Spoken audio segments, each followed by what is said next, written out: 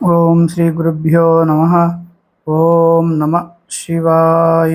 బ్రహ్మ మరియు విష్ణువు వీరిరువురి మధ్యలో యుద్ధం పూర్తయిన తర్వాత ఆ దేవాది దేవుడైన పరమేశ్వరుని మరియు ఆ పరమేశ్వరుని కుటుంబంతో సహా దివ్యమైన ఆసనమును ఈ బ్రహ్మ మరియు విష్ణువులు ఇద్దరు ఇచ్చి పరమేశ్వరుని కుటుంబంతో సహా అక్కడ ఆసీనులు గావించి వీరు ఇద్దరు బ్రహ్మ విష్ణువులు ఇద్దరు కుడి పక్కన ఎడమ పక్కన చెరో పక్కన ఇద్దరు నిలబడి స్వామివారికి నమస్కారం చేసుకుంటారు ఆ దేవాది దేవుడికి. అదేవిధంగా దివ్యమైన శ్రేష్టమైన వస్తువులతో పూజిస్తారు. ఆ వస్తువులు రెండు రకాలు. మీరందరూ కూడా ఆ స్వామివారికి పూజ చేసే వస్తువులని రెండు రకాలుగా ఉన్నాయని మీరందరూ తెలుసుకోవాలి. మొదటగా పురుష వస్తువులు, రెండవది ప్రాకృత వస్తువులు. ఈ రెండు వస్తువుల మధ్య భేదములు ప్రజలందరూ కూడా తెలుసుకోవాలి. ఆ దేవాది దేవుడైన మహాదేవుడిని పురుష వస్తువులతో పూజ చేశారు బ్రహ్మ మరియు విష్ణువులు ఇద్దరు. ఆ వస్తువులు నుపూరములు, కేయూరములు, కిరీటము, మణికుండలాలు, ఉత్తరీయము, యజ్ఞోపవీతము, పట్టు వస్త్రాలు, ఉంగరాలు, పుష్పములు, తాంబూలము, కర్పూరము, గంధము, అగరు, ధూపము, దీపము, తెల్ల గొడుగు, వింజామరలు, అదేవిధంగా ధ్వజము, ఇలా మొదలైన వస్తువులతో స్వామివారిని దేవాది దేవుడైన మహాదేవుడిని బ్రహ్మ మరియు విష్ణువులు పూజిస్తారు. ఈ ఏదైతే వస్తువులు ఉన్నాయో ఇవి అలభ్యమైన వస్తువులు, అంటే వేరే వారికి లభ్యము కాని విధంగా ఉంటాయి.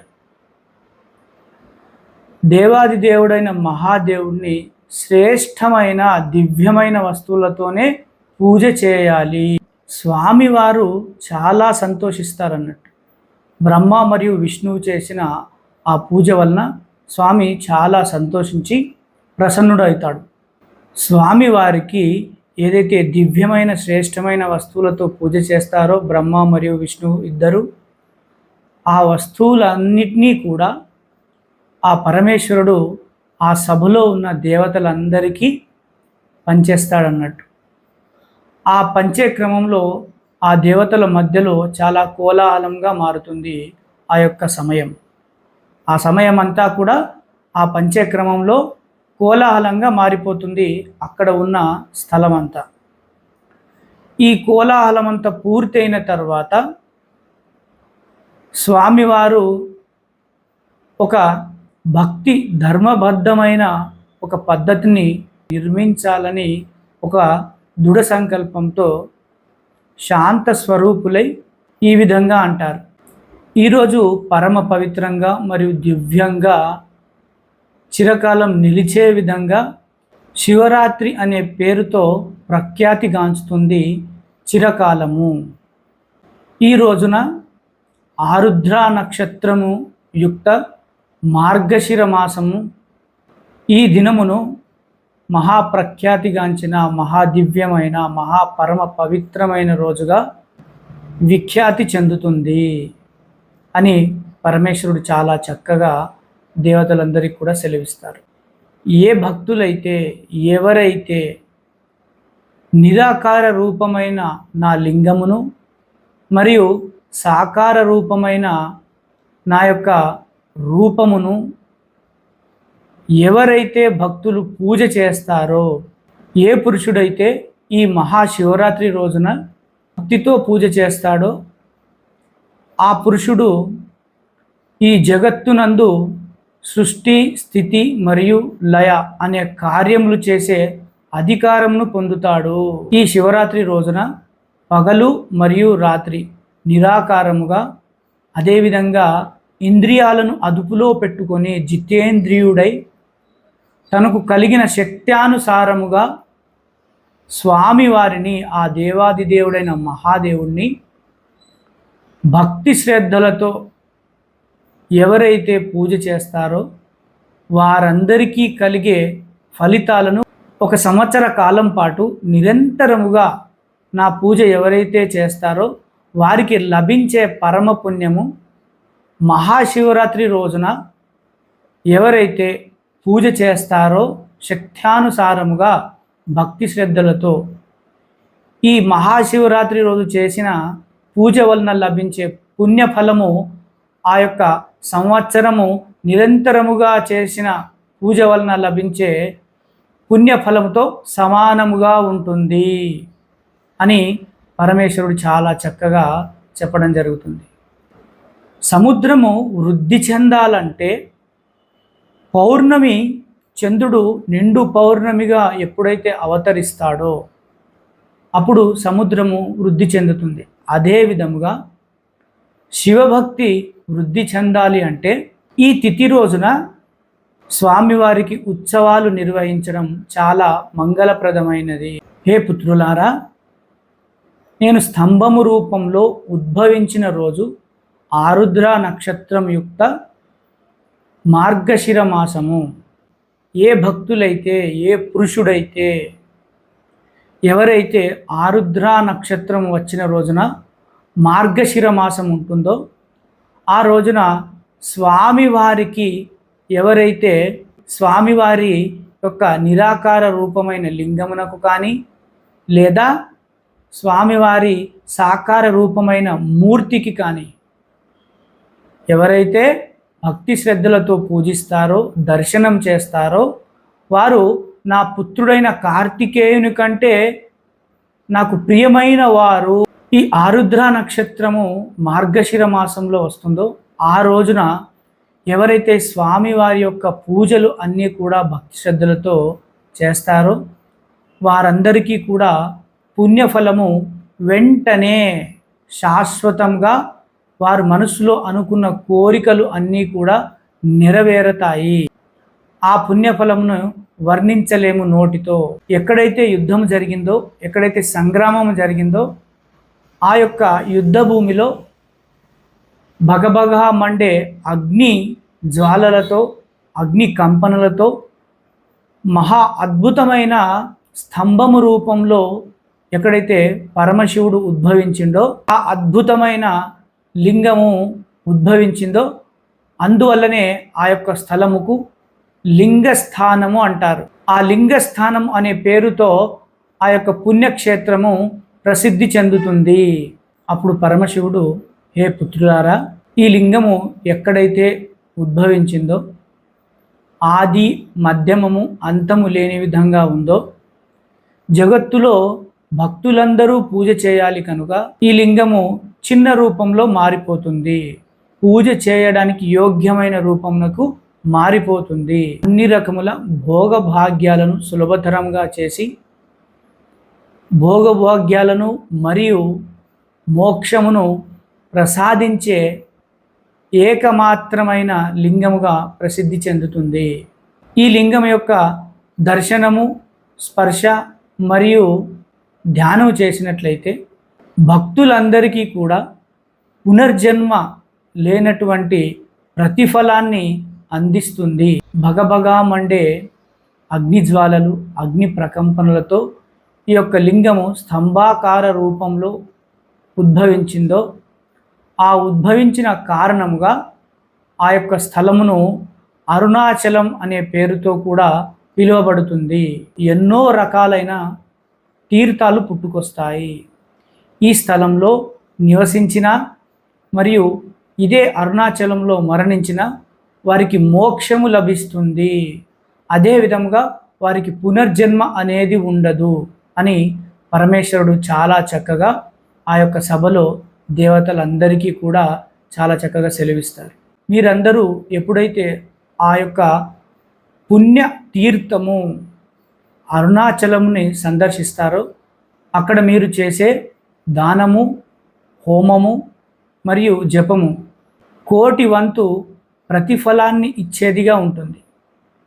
మీరు అందరూ కూడా మీకు మీ యొక్క శక్త్యానుసారంగా ఇంట్లో జపం చేయవచ్చు, రాగి చెట్టు కింద కూడా కూర్చొని జపం చేయవచ్చు, అదేవిధంగా మీ చుట్టుపక్కల ఉన్న మందిరములలో కూర్చొని కూడా జపం చేయవచ్చు. కానీ మహాక్షేత్రము పుణ్యతీర్థమైన ఆ యొక్క స్వామి మొదటిసారిగా స్తంభము రూపంలో ఉద్భవించిన ఆ యొక్క మహాతీర్థములో భక్తులందరూ చేసే దానము, హోమాలు మరియు జపాలు ఏవైతే ప్రతిఫలం ఉంటుందో ఆ ప్రతిఫలము 1,000,000 రెట్లు ఎక్కువగా మీకు ప్రతిఫలం అందుతుంది. ఆ మహాశివుని అన్ని క్షేత్రములకన్నింటికంటే ఈ క్షేత్రము చాలా పుణ్యతీర్థము. ఈ మహాపుణ్యక్షేత్రంలో స్వామివారి పేరుని శ్రద్ధగా, భక్తి శ్రద్ధలతో స్మరించిన మాత్రానే, జపించిన మాత్రానే, ధ్యానం చేసినంత మాత్రానే ఆ యొక్క భక్తులందరికీ కూడా మోక్షం లభిస్తుంది. ఈ యొక్క మహా అద్భుతమైన అరుణాచలేశ్వరునికి లేదా ఈ యొక్క లింగమునకు భక్తి శ్రద్ధలతో దర్శనము, అర్చన మరియు ధ్యానం చేస్తారు. ఆ యొక్క పురుషుడికి లేదా ఆ భక్తులందరికీ కూడా 5 రకముల మోక్షము, సాలోప్యము, సామీప్యము, సారూప్యము, షాష్టి మరియు సాయుధ్యము, ఈ 5 రకముల మోక్షమును ఆ యొక్క భక్తులు ఎవరైతే భక్తి శ్రద్ధలతో దర్శనము, అర్చనము, ధ్యానము చేస్తారో వారందరూ కూడా ఈ 5 రకముల 5 విధములైన మోక్షములు పొందే అధికారమును కలిగి ఉంటారు. ఈ విధంగా వినమ్ర భావముతో భక్తి శ్రద్ధలతో బ్రహ్మ మరియు విష్ణువు ఇద్దరు కూడా స్వామివారికి దివ్యమైన శ్రేష్టమైన పురుష వస్తువులతో పూజ చేశారు. ఆ పూజకు స్వామివారు ప్రసన్నుడై సంతోషం చెంది ఏదైతే ఈ అరుణాచలం అనే మహాపుణ్యక్షేత్రంలో యుద్ధం జరిగిందో ఆ యుద్ధంలో మరణించిన వారందరినీ కూడా ఆ దేవాది దేవుడైన మహాదేవుడు తన యొక్క అమృతవర్షిణి అనే శక్తితో వారందరికీ పునర్జీవనం కల్పించాడు ఆ దేవాది దేవుడైన మహాదేవుడు. బ్రహ్మ మరియు విష్ణువు వీరిద్దరి మధ్య కలిగిన ఏదైతే అజ్ఞానం ఉందో, నేను గొప్పవాడంటే నేను గొప్పవాడు, నేను గొప్పవాడంటే నేను గొప్పవాడు అనే అజ్ఞానం ఏదైతే ఉందో, అహంకారం ఏదైతే ఉందో ఆ అహంకారాన్ని తొలగిపోయే విధంగా దేవాది దేవుడైన మహాదేవుడు ఉపదేశం ఇస్తాడు. దేవాది దేవుడైన మహాదేవుడు ఈ విధంగా అంటాడు, నావి 2 రూపాలు కలవు, ఆ రూపాలలో సకల రూపము మరియు నిష్కల రూపము. ఈ విధమైన రూపాలు ఎవ్వరికీ కూడా లేవు. మొదటగా నేను స్తంభము రూపంలో ఉద్భవించాను, తర్వాత నా యొక్క సాక్షాత్కారమైన రూపాన్ని మీ అందరికీ చూపించాను. ఈ విధంగా నాకు సకల రూపం ఉంది, నిష్కల రూపం ఉంది. మరి ఏ దేవతలకు కూడా ఎవరికి కూడా ఈ విధంగా 2 రూపాలు లేవు. బ్రహ్మభావము అనేది నా యొక్క నిష్కల రూపము, ఈశ్వర భావము అనేది నా యొక్క సకల రూపము. ఈ 2 కూడా నా యొక్క సిద్ధ రూపాలు. అజ్ఞానము వల్ల మీ ఇద్దరి మధ్యలో ఏదైతే అహంకారం ఉత్పత్తి అయిందో ఆ అహంకారముని తీసివేయాలి అనే భావంతోనే నేను ఈ యుద్ధ రంగంలో మొదటగా అగ్నిస్తంభము రూపంలో ప్రత్యక్షమయ్యాను. అదే విధముగా సాక్షాత్కారమైన నా యొక్క రూపముని మీకు చూపించాను. మీ యొక్క అహంకారమును, మీ యొక్క అజ్ఞానమును వదిలివేసి సాక్షాత్కారమైన నా 2 రూపములని మీరు పూజించండి. నా యొక్క అనుగ్రహంతోనే ఈ సకల సృష్టి ప్రకాశవంతం అవుతుంది.